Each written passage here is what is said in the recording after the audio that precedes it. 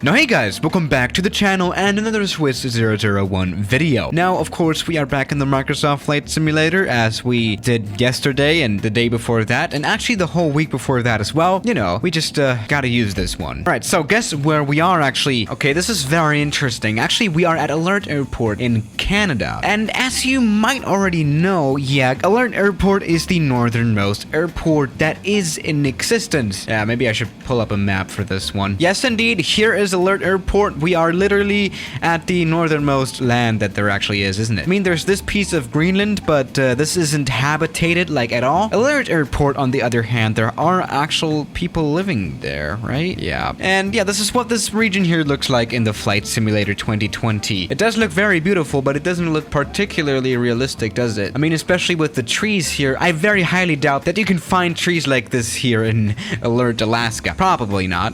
So that is a very interesting bug as well. Interesting how the AI placed some trees here. They definitely do not belong here. Something that does not belong here either is the plane that we're in. This is a citation longitude. Very nice private jet. Let's just show. Oh, go ahead and take off. I mean, this is more of an off-road runway. As you can see right here, it is very much bumpy. The only plane I would dare to actually fly here in real life is probably something like the PC-12 or the PC-24. But, you know, the longitude, as you can see, it doesn't struggle with this runway either, does it? Now, let's go ahead and fly in a bigger plane here as well. Yeah, for today's video, I just felt like discovering interesting places all around the world. Microsoft Flight Simulator 2020 edition. Welcome to Alert Airport. Let's just go for, again, a bigger plane. A320 it is. Alright, welcome aboard the A320. I mean, this plane, it does have enough range so that it could fly from some places like Alaska or maybe even the south of Canada to this place here in Alert. So, you know what? This actually isn't that much of an unrealistic operation, is it? Alright, we're coming in very nicely here. No worries. This is a totally stable approach. Here we go. We're looking good. Let's actually not go to cockpit view actually for this landing. I just want to see how that feels like as well.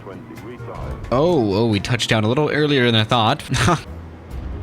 Yeah, it is definitely weird to land from the outside perspective, and especially on this weird runway that is very much bumpy. Yeah, the plane really didn't like this landing, right? Now, due to the lack of replay mode, we cannot watch this landing, actually. We can only have a replay in the edit of this video, I guess. But no, this is kind of the most disappointing thing about this flight simulator, not having replay mode. But as you can see, the A320 can fly here as well. Okay, no, never mind. It's definitely not certified for dirt runway use, but you can probably fly some kind of old 737-200 with a gravel kit here at this place. These planes are actually allowed to fly on dirt runways. That's interesting. But let's actually go to another airport. I'm tired of Alert. Let's go to some other place. Well, let's maybe go from the north to maybe the south, I guess. By the way, a very important airport that is missing here definitely is St. Helena Island Airport. Yep, the infamous St. Helena one that I've also made a video about. It is actually missing here in the flight simulator as well. Just like a lot of other airports, that is really disappointing. But there is a random island in the Atlantic anyway, and it does have an airport, so let's fly here. Let's go for our A320 and see how that works. Alright, this looks a lot more beautiful. As you can see right now, the sun is setting. We are definitely having a sundowner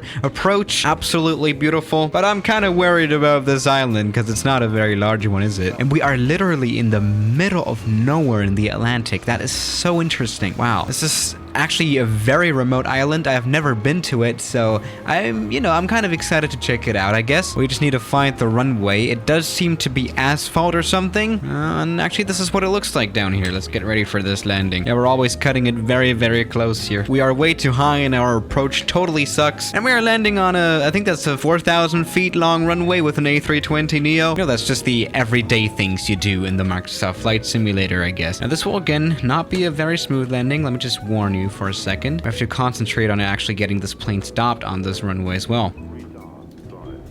Okay, that was an acceptable landing, and there we go, and I think we should be able to stop in actually no time. See, I was actually criticizing the weird stopping performance of planes here in the flight simulator earlier on. Planes, they do tend to stop very, very much quickly indeed. That might be, you know, a little bit unrealistic, but whatever. But there we go. That was a pretty nice landing here at the airfield. As you can see, this is a pretty small one. We can only see like Cessnas and King Airs fly here as well. Maybe a PC-12 in the background, which is interesting. I don't know how far away way this airport is really from the coast of, I think that's South America somewhat, but it does seem to be quite a remote place. But you know, I guess planes, they do reach this island, so that's good. But maybe let's move on to another place. That's like the cool thing about this flight simulator. You can go anywhere and it looks good. You don't have to install any add-on sceneries or anything. You can just jump right in. It just looks good as it does. So yeah, that is actually pretty cool. You can just go anywhere. Jesus, there's a lot of airport in the Andes. Should we go to the Andes? I mean, the Andes do have very interesting airports. Maybe let's go to Las Ovejas. I think that's how you...